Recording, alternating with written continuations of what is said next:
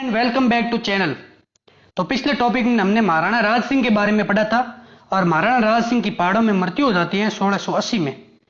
महाराणा राज सिंह की 1680 में मृत्यु होने के बाद जो अगले मेवाड़ के शासक बनते हैं वो शासक महाराणा जयसिंह बनते हैं। महाराणा जयसिंह का राज्याभिषेक होता है और वो एक गांव में होता है, उसका नाम है कुरज गांव।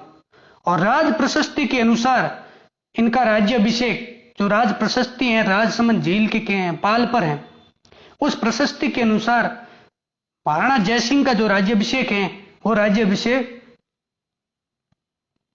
कड़ज गांव में होता है। किस गांव में? कड़ज गांव में होता है।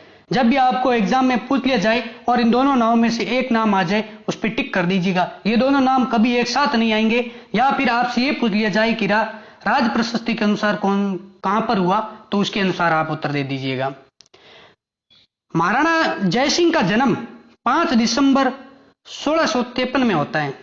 5 दिसंबर 1653 में इनका जन्म होता है और इनकी माता का नाम सदा कुमारी था। सदा कुंवरी। इनकी माता का नाम क्या था? सदा कुंवरी। सदा कुंवरी के गर्भ से इन्होंने जन्म लिया और इन्होंने 1687 कहीं आपको 87 देखने को मिलेगा, कहीं आपको 85 देखने को मिलेगा, तो उसमें कंफ्यूज मत होइएगा। उस स्थिति के अनुसार लगा दीजिएगा, जो ऑप्शन में आएगा उस हिसाब से लगा दीजिएगा। कहीं आपको 85 तो 85 लगाइएगा, 87 मिले तो 87 लगाइएगा।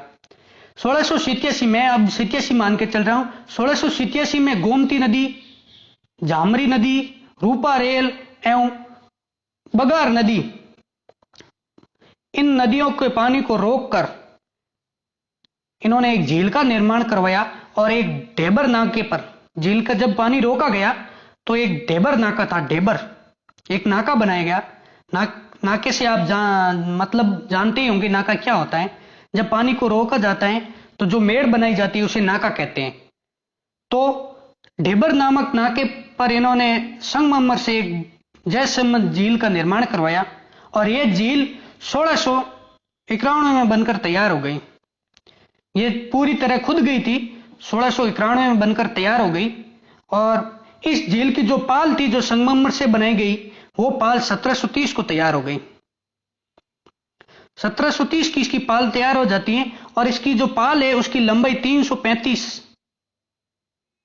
335 मीटर है और इस पाल की ऊंचाई 35 मीटर है। ध्यान रखिएगा, इस पाल की जो ऊंचाई है वो 35 मीटर है और इस पाल की जो लंबाई है वो 335 मीटर है।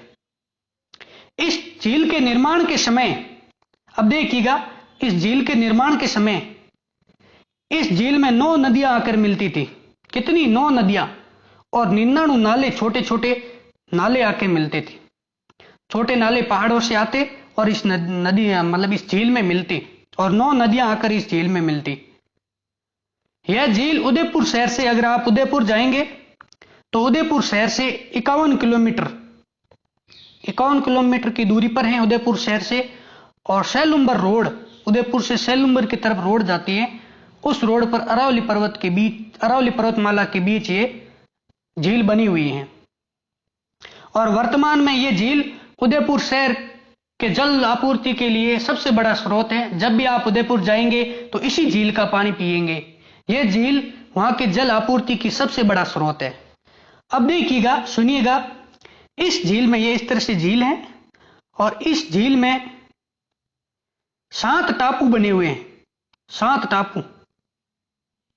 कितने? 7 टापू है। 7 मैंने ऐसे ही बना दिए हैं, गिनती में कम ज्यादा हो तो कॉम्प्रोमाइज कर लीजिएगा। 7 टापू बने हुए हैं और इन टापुओं में सबसे बड़ा जो टापू है उसका नाम बाबा का भंगड़ा या बाबा का मगरा भी कहा जाता है। आपको जहां मगरा मिले मगरा को राइट कर दीजिएगा, जहां भंगड़ा मिले वह भंगड़ा को राइट कर दीजिएगा। कंफ्यूज मत होइएगा, इसमें भी बाबा का भंगड़ा या बाबा का मगरा, दोनों में से एक नाम आपको कहीं देखने को मिलेगा। दोनों कभी एक साथ नहीं आएंगे और ज्यादातर जो कंफ्यूजन के क्वेश्चन होते हैं वो पूछे भी नहीं जाते हैं, लेकिन अगर पूछ भी लिया जाए तो दोनों में से एक मिलेगा। और इस झील का जो सबसे छोटा टापू है, उस छोटे टापू का नाम है प्यारी। प्यारी। उस छोटे टापू का नाम आपको देखने को मिलेगा प्यारी या पायरी। पायरी, पायरी या प्यारी, ये दोनों नाम आपको देखने को मिल सकते हैं। वर्तमान में इन आइलैंडों पर आइलैंड रिसोर्ट बना हुआ है। यहां पर एक छोटा सा हवा महल बना हुआ है। हवा महल जयपुर वाला नहीं है, ये छोटा सा बस हवा महल बनाया गया है और रूटी रानी का महल बना हुआ है। प्राचीन समय में इस झील को जब शीतकालीन हुआ करता था, उदयपुर रियासत में शीतकालीन, तो ये शीतकालीन राजधानी हुआ करती थी उदयपुर रियासत की। और ये झील, वर्तमान में इस झील से 2 नहरें निकलती हैं और उन नहरों से खेतों में सिंचाई की जाती है। और अगर मैं जयसिंह, महाराणा जयसिंह एक शांति प्रिय और एक दानी व्यक्ति थे। शांति प्रिय और दानी शासक थे। वो लड़ाई झगड़ा नहीं करना चाहते थे। उन्होंने कुछ समय तक तो औरंगजेब से लोहा लिया, औरंगजेब से लोहा लेते हैं, कुछ समय के लिए औरंगजेब से लोहा लेते हैं।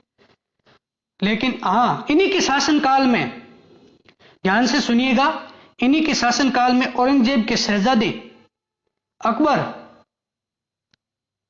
सेकंड, ये अकबर सेकंड है, ध्यान रखिएगा, अकबर नहीं है, ये अकबर सेकंड है। ये औरंगजेब का पुत्र है अकबर सेकंड। अकबर सेकंड जो कि औरंगजेब के पुत्र थे, इन्होंने राजपूतों की सहायता से मेवाड़ में विद्रोह कर दिया। विद्रोह किसके खिलाफ किया? तो वो अपने पिता औरंगजेब के खिलाफ किया। ये औरंगजेब के खिलाफ, अपने पिता के खिलाफ विद्रोह कर देते हैं। अब देखो, इन्हें फूट कौन डालता है? अकबर सेकंड में फूट डालते हैं दुर्गादास और राज सिंह। राज सिंह इन्हें भिड़का देते हैं और कहते हैं आपको बादशाह होना चाहिए, औरंगजेब को बादशाह नहीं होना चाहिए, आप सबसे प्रतापी राजा है। आप इन्हें 1000 बातें सुनाकर इन्हें बेवकूफ बना देते हैं और ये अकबर सेकंड बेवकूफ बन जाता है और ये अपने पिता के खिलाफ विद्रोह कर देता है। राजपूतों की सहायता से मेवाड़ प्रदेश में अपने पिता के खिलाफ विद्रोह करते हैं और 1 जनवरी 1681 को 1 जनवरी 1681 को खुद को हिंदुस्तान का बादशाह घोषित कर देते हैं और स्वयं के सिक्के, खुद को बादशाह घोषित करते हैं और स्वयं के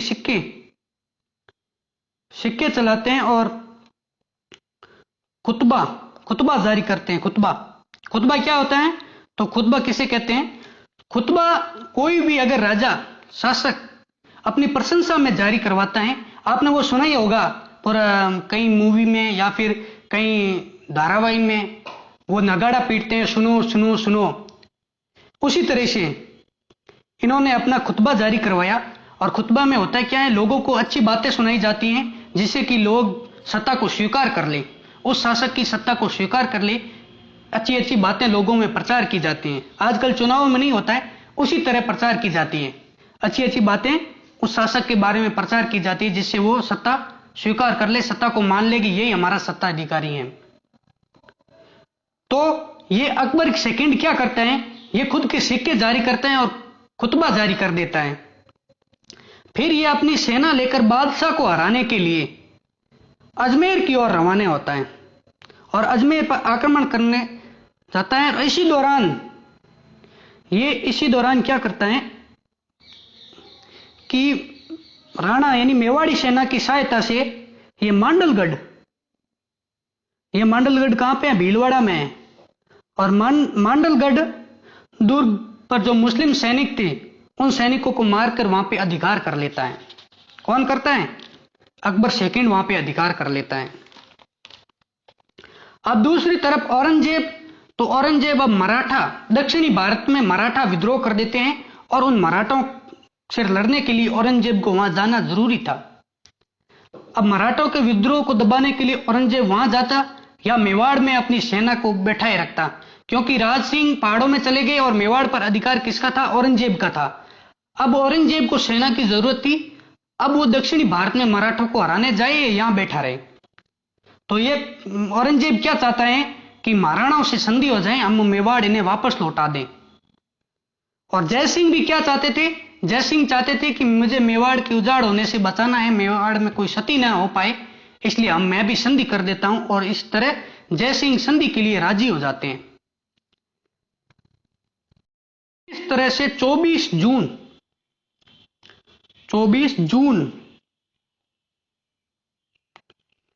1681 में 24 जून 1681 में जयसिंह और मुगलों के मध्य, मुगलों की तरफ से कौन आया? तो मुगलों की तरफ से शहजादे आए, औरंगजेब के बेटे आए, शहजादे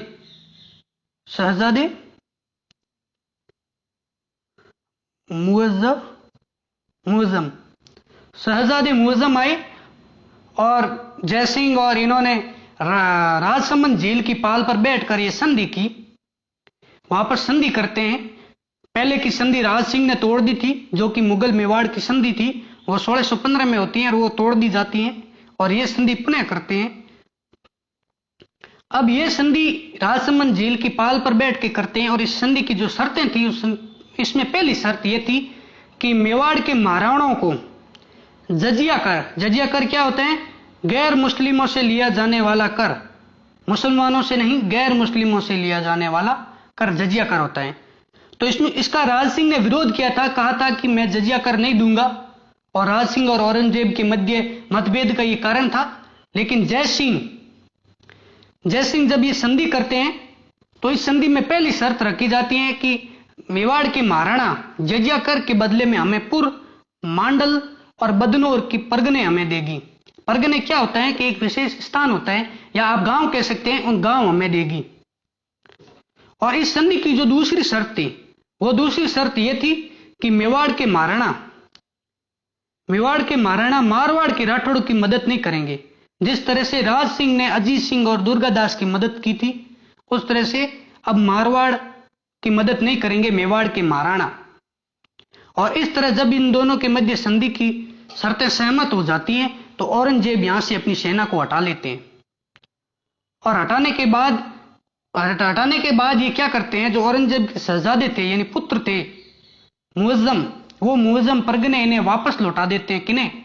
जयसिंह को परगने वापस लौटा देते हैं। और उसके बाद में जयसिंह कई महलों का निर्माण करवाते हैं, बाग का निर्माण करवाते हैं। और जयसिंह का जो देहांत है, वो देहांत 23 सितंबर 1698 को हो जाता है। 23 सितंबर 1698 का इनका देहांत हो जाता है। और इस तरह ये गाथा थी इनके बारे में, जयसिंह के बारे में। शांति प्रिय राजा, एक शांत आदमी, एक दानवीर आदमी, इनके बारे में थी। तो आगे की पीढ़ी हम अगले वीडियो में पढ़ेंगे। जब तक के लिए गुड बाय।